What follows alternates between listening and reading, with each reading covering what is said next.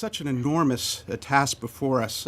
I'm curious if you could talk about situations where you've had some success in reversing this problem. Yeah, sure. I mean, we know nitrogen's been an issue on Long Island for a long time. It's only now we're recognizing it's an island-wide issue. But, I hearken back to Long Island Sound and the fact we've known there's been a dead zone there since the middle or even beginning of the 20th century. And that's why in the late 80s and 1990s, EPA came in and got Connecticut together, got New York together and said, look, we're going to solve this problem, we're going to reduce nitrogen. And they came up with the plan, the Long Island Sound study, reduced nitrogen levels by 58%. Took 20 years to implement and, cost some money. But after the first decade or so, people weren't sure, hey, we're not seeing any results yet. But in the second decade, when actually the real reductions of nitrogen happened, we've seen the oxygen levels continue to rise in Long Island Sound. That dead zone is shrinking. And it just shows, when Long Islanders put their mind to it, we can do this. We can make these changes and show improvements. And, and that's not the only place. I like to think about the Southwest Sewer District, southwest portion of Suffolk County, where the sewage used to go right into Great South Bay, South Oyster Bay. It's now piped out to the ocean. And, what do we have there now? Well, that's one of the remaining places we have seagrass beds. And we see scallops there, the only place almost for the South Shore. And we have a burgeoning aquaculture industry showing up there. People are growing oysters and making money off of that. So, when you put this effort into cleaning up the water, the results come and to the benefit of everyone. But still, time is of the essence. One of your slides noted that we've lost 90% of our eelgrass since 1930, and by 2030, it'll all be gone, along with the shell fisheries. And so how quickly can this come about? People, for instance, in, say, the Great South Bay would love to know if we did everything right, how quickly could we start to see results? Well, there's two perspectives on this. Some people would say, well, it's taken us decades to get in here. It's going to take us decades to get out. And, in some respects, that's true. We know groundwater travel times can be decadal. And really to flush all this nitrogen out, it will take decades. However, we know that the groundwater in very near-shore regions travels very quickly. And it's those really near-shore regions, coastal regions, right on the water, that have the biggest impact. And so, I think addressing those areas, creeks, streams, and other near-shore areas, I think changing that, we should see the effects in short order. Well, there's still, though, two other factors to consider. One is it can take up to 40 years for the nitrogen to get to a bay, let's say, from the center of the island. So what do we do about that? What do we do about the nitrogen also that's already in our bays? Right, and so I think these efforts to deal with the wastewater, they really have to be coupled with what I'd call in-the-water solutions. And so those would be things like, for example, I mentioned the aquaculture and the growing of oysters. Some scientists have said, well, if we had enough shellfish filtering the water like we used to have back in the late 70s and 80s, they would help in cleaning up the water directly. And so, that's going to be part of the solution as well, is that building up shellfish, both wild stocks but also aquaculture, is going to help filter the water out. And there's other more innovative things. I like to think about macroalgae or seaweeds. They're washing up on our shores. When they wash up there, that means they've already died and are have left. But there are certain areas where we could be pulling those seaweeds out.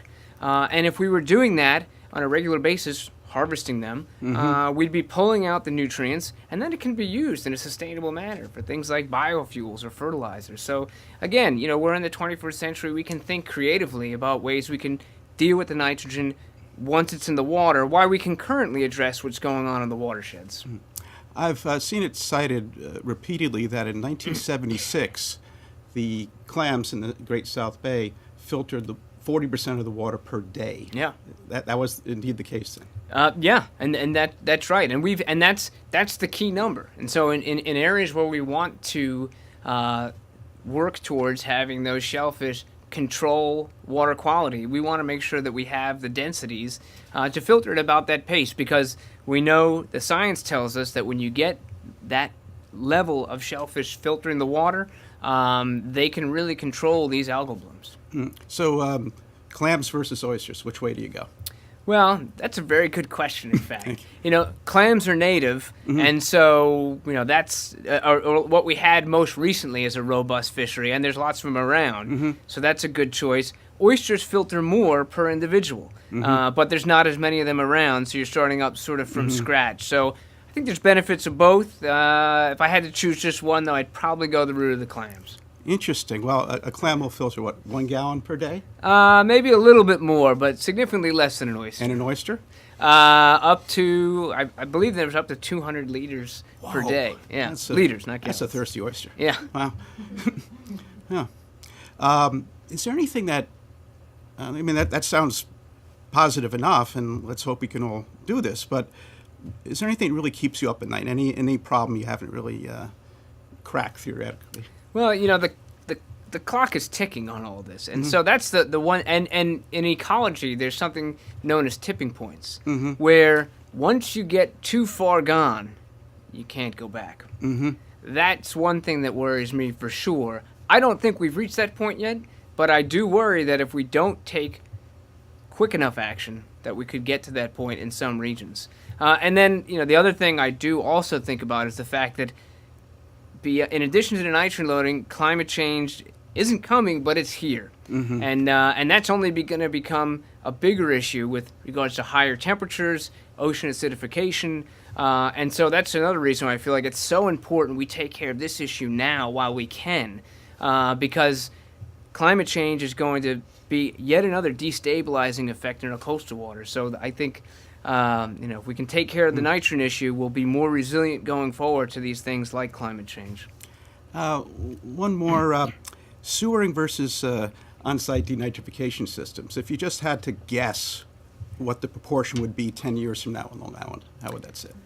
I think it's all a matter of efficiency. So we've got sewage treatment plants that are already out there. If there are communities nearby that are not hooked up, it only makes sense to hook them up if you need be, build the capacity. They're going to be building a new sewage treatment plant in the Massac-Shirley area.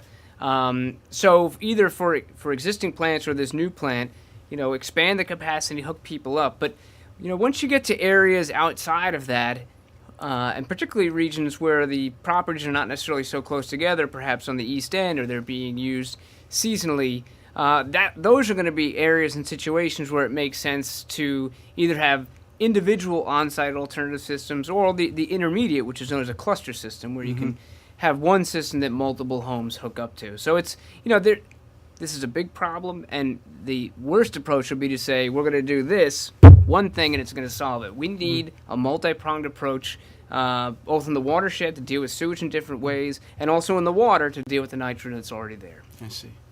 I'd love to hear more about the Clean Water Tech incubator you have out in Stony Brook. Yeah, well, it's very exciting. There's a lot of interest in it, both from addressing this environmental situation, but frankly, this sort of technology could become a hub for economic growth here on Long Island as well. Because what we're struggling with here, there are parallels all over the United States, from Massachusetts all the way down to Florida on the East Coast, which are trying to come up with the better septic system and cesspools. There's a lot of opportunities there, and it's a global issue. So I think we want to solve the issue here, but I think it could be benefiting communities beyond, and it could be to the economic benefit of Long Island ultimately. Well, if we got to build a couple 100,000 of them, that's a good start towards building an industry, I'd say. Certainly is.